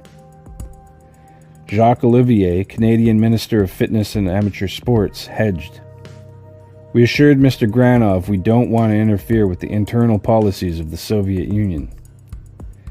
Dealing with Soviet officials was like walking on eggshells, especially after the Stastny incident. After being handed the contract offer, Tretiak's only reply was that he was an officer in the Soviet Army and was looking forward to coaching young Soviet goaltenders upon his retirement. The truth was that Tretiak's father-in-law was a colonel in the Soviet Army, and therefore, Tretiak would never be allowed to leave. It's the ultimate what-if question. What if Tretiak had been given permission to play in Canada? He'd been playing against NHL competition fairly regularly for more than a decade. We don't have to wonder about whether or not he would have played well. He was already a superstar. At least, he was in Montreal. But what happens to Montreal's mid to late 80s Cup window? What happens to the Oilers dynasty? What happens to Patrick Waugh? When he was hired as goaltending coach of the Chicago Blackhawks in 1990, Ed Belfour said none of the Hawks could beat him in practice. He looked so good that Mike Keenan wanted to start him. I've said it before and I'll say it again. Sometime in the multiverse, things worked out that way. In this one, we'll never know. But it's fun to stop and wonder about. Before we get into our next story, let me preemptively apologize for mispronouncing any names. In 1944, Hakan Loob's grandfather faced hell or high water, so he made a choice. He put himself, his wife, and his 4 children on a boat and left his native Estonia as it withered under Russian occupation. The destination was the Swedish island of Gotland. The family settled there in the village of Slit. An ice rink was built nearby around 20 years later. Son Paul's children Hakan and Peter practically lived there. They would both one day make the NHL. But by 1988, Hakan faced a dilemma of his own. He'd worked in Canada for 5 years. His son Henrik was 7 years old. Henrik was becoming increasingly acclimatized to the local culture.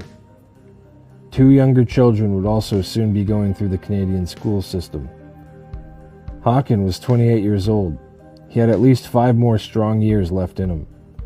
Flames GM Cliff Fletcher wanted to keep him and offered an enormous contract. $750,000 a year, 3 times his current salary.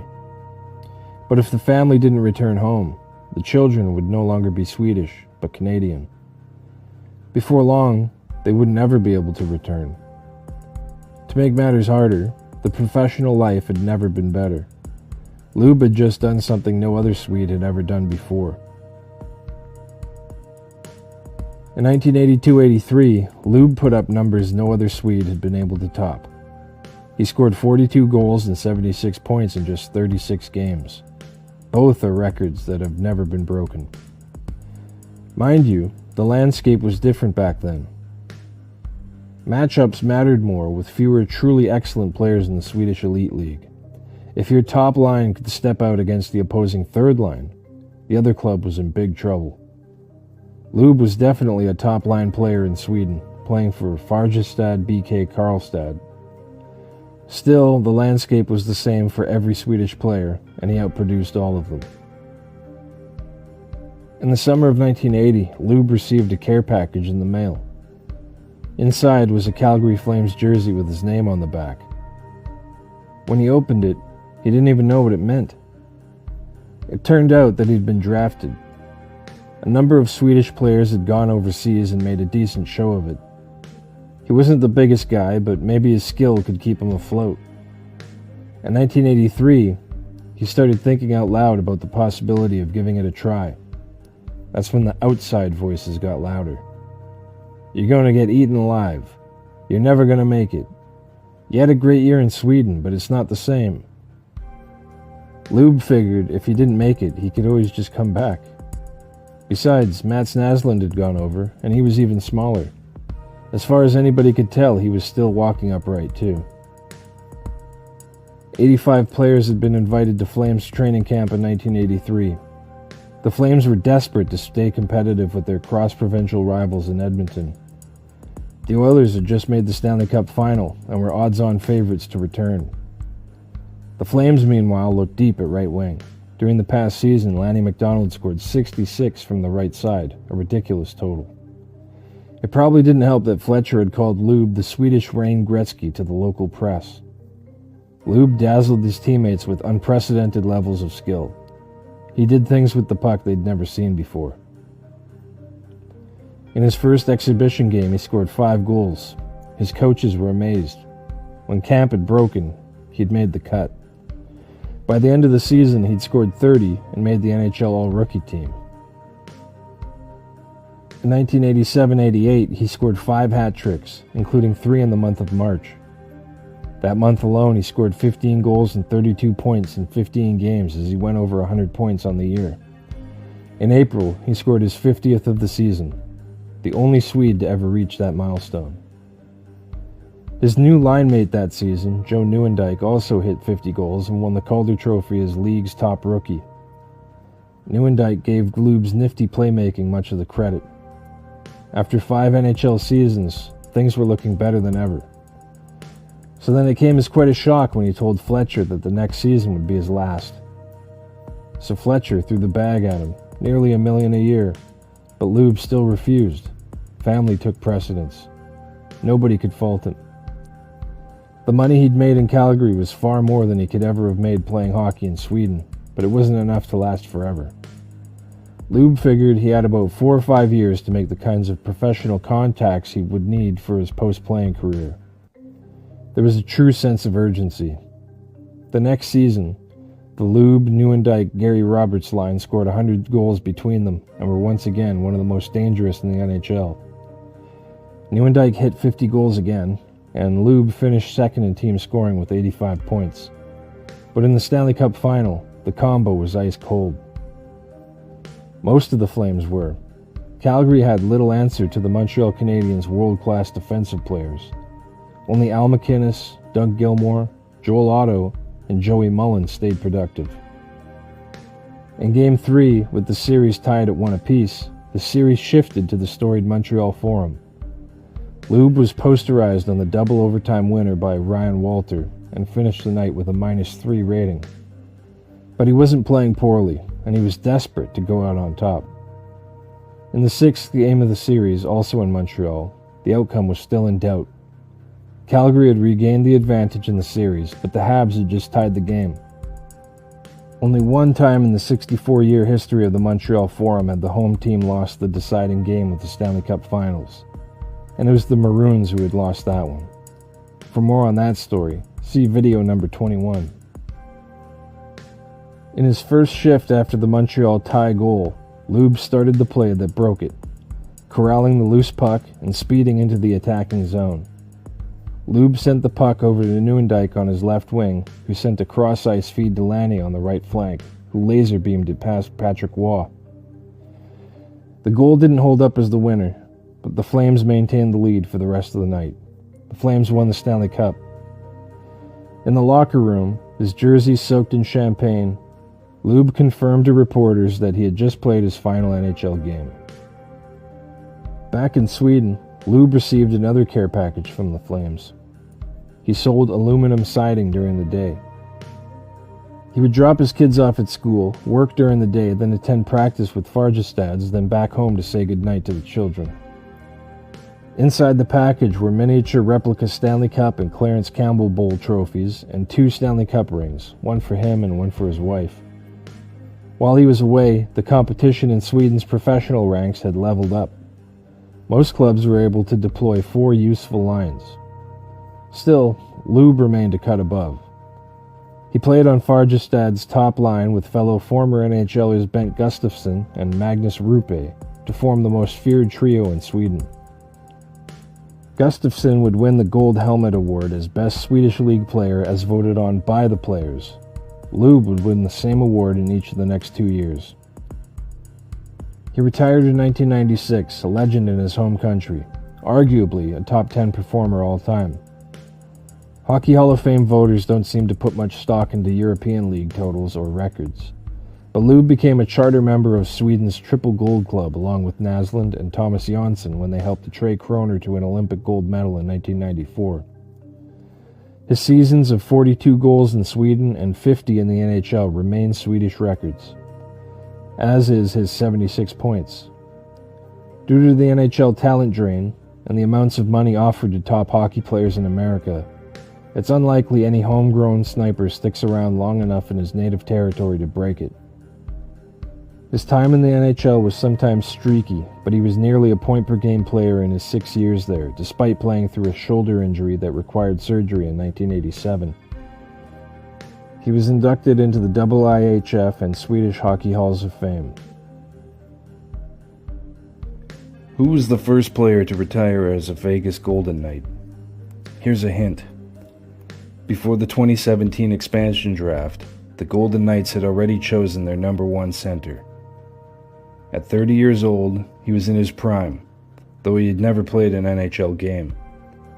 They signed him to a 2-year, $9 million deal and built their offense around him. But within weeks, it was over. His name was Vadim Shipachyov. Thanks to favorable expansion rules, the Golden Knights had more NHL caliber players than they were allowed to keep. The league limit was 23. Vegas kept 26. So they used a loophole. No, it wasn't LTIR. 3 players, Alex Tuck, Shea Theodore, and Shipachyov, could be sent to the minors without having to go through waivers. Vegas general manager George McPhee figured it would take about a month to sort out the roster issues, and Shipachyov would have a regular spot in the lineup after that. On paper, the players were assigned to the AHL. In reality, they were still with the team. But the assignment meant he couldn't play. Shipachyov didn't understand. McPhee explained the situation again. It wasn't an ability issue, it was a math issue. It didn't make sense. He was the most skilled player on the team, but he sat anyway. When he finally got into a game, he played a little over 10 minutes, but beat Tuukka Rask for the game winner.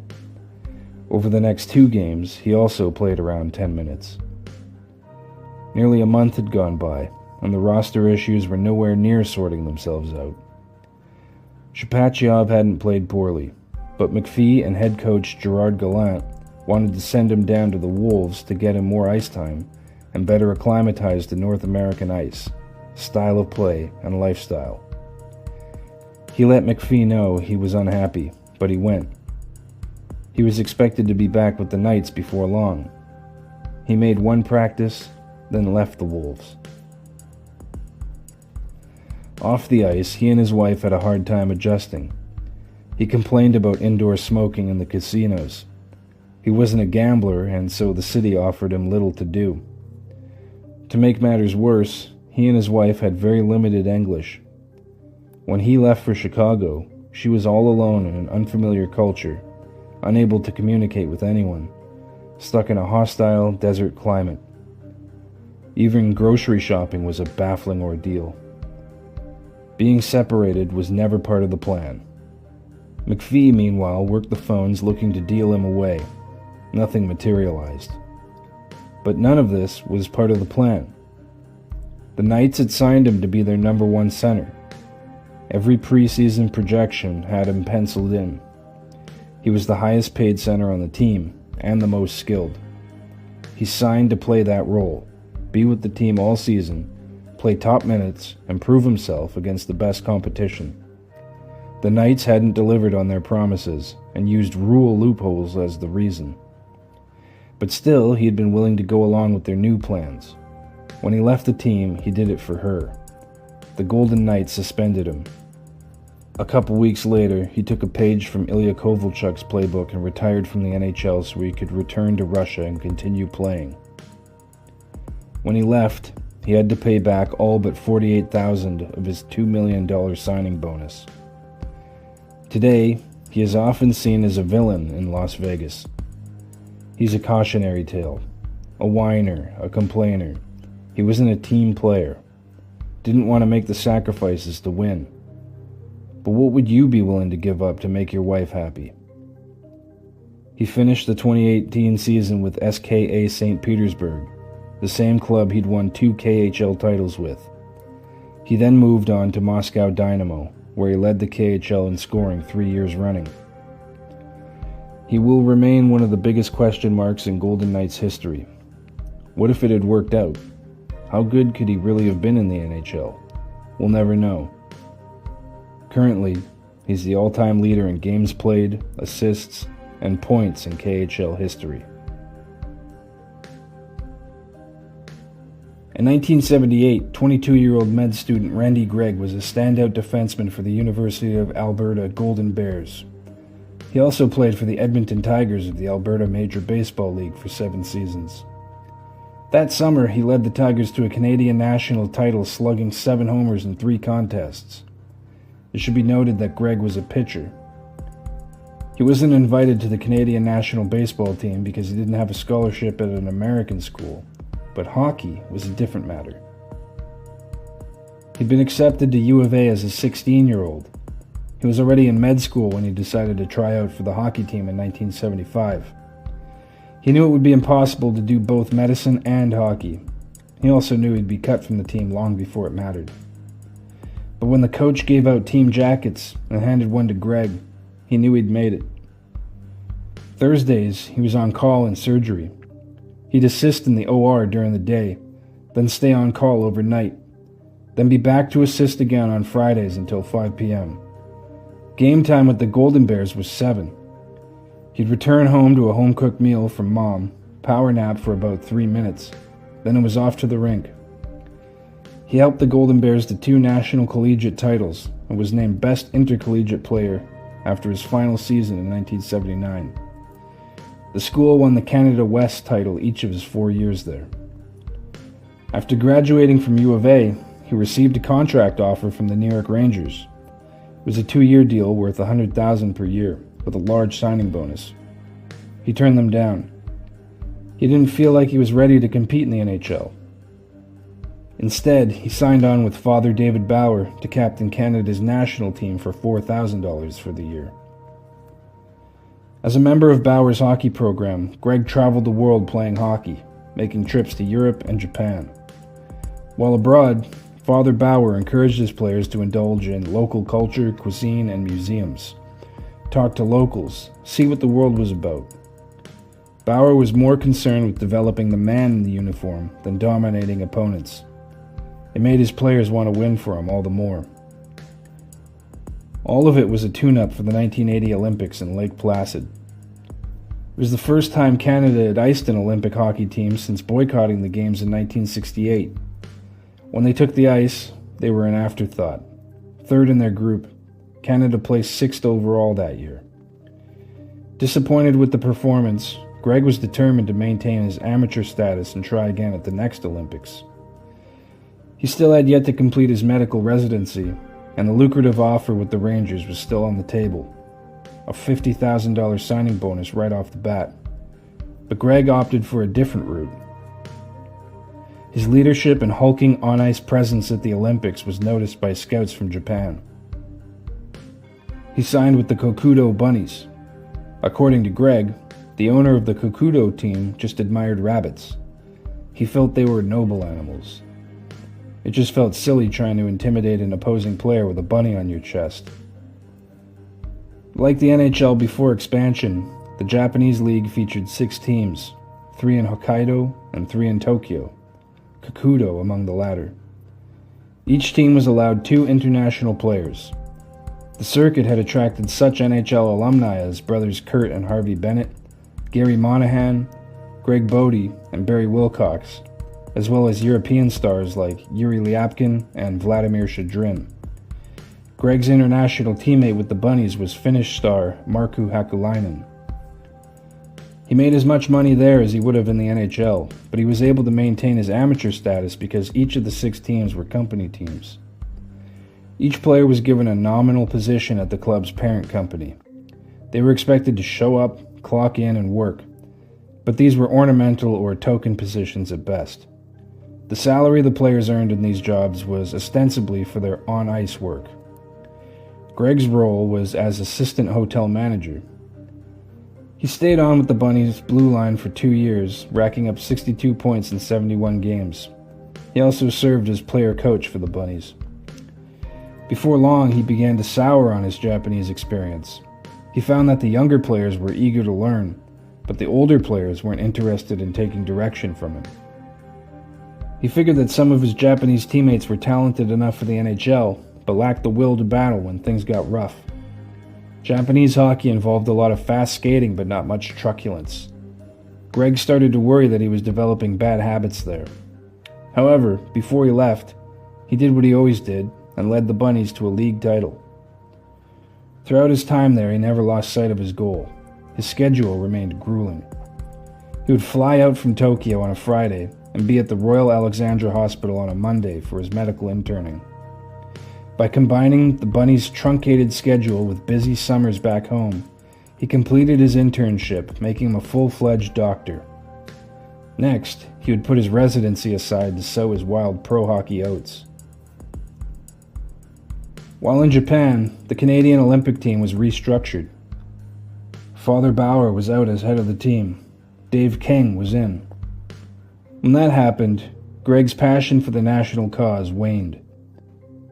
Sensing his window to compete at the highest level closing, Gregg signed with Glenn Sather and his hometown Oilers. Sather had actually flown out to Japan to meet with Gregg at one point, but they missed each other due to scheduling conflicts. The Rangers and Flames offers were bigger, but Gregg had been an Oilers fan from their WHA days. He also remembered the gesture that Sather was willing to fly out to meet him. In fact, he even took a pay cut from what he was making in Japan to join the Oilers. Originally, he intended to play 2 years in the NHL. He figured it would be satisfactory enough to figure out if he had what it took to compete against the best. He ended up signing a 4-year pact. He shocked Sather by giving the Oilers an option to terminate the deal after 1 year. But hockey wasn't Gregg's only option. He could probably make more money as a physician. By their second season, the New York Islanders were already in trouble. One after another, players the club had taken in the expansion draft bolted for the WHA. When the season began, the consequences were immediate. The Islanders were the weakest of the new expansion teams. The problem wasn't unique to Long Island. In just 5 years, major professional hockey in North America had exploded from 6 teams to nearly 30. 2 leagues were competing for the same players. The talent pool was stretched thin, and by 1973, it was effectively dry. A few clubs began looking elsewhere. Gordie Howe came out of retirement to play with his sons in Houston. In Toronto, the Maple Leafs brought in 2 Swedish-trained players, Börje Salming and Inga Hammerström. The results were mixed, but one thing was undeniable. Salming could play. Islanders director of scouting, Jimmy DeVillano, noticed. DeVillano convinced general manager Bill Torrey to try something no NHL team had done before. The Islanders placed a full-time scout in Scandinavia. 1 year later, the Islanders hadn't improved by much, but under DeVillano's direction, they excelled at the draft. In the 14th round that year, the club took a flyer from Swedish bird dog Bjorn Salming to pick 2nd Division defenseman Stefan Persson. It was a long shot.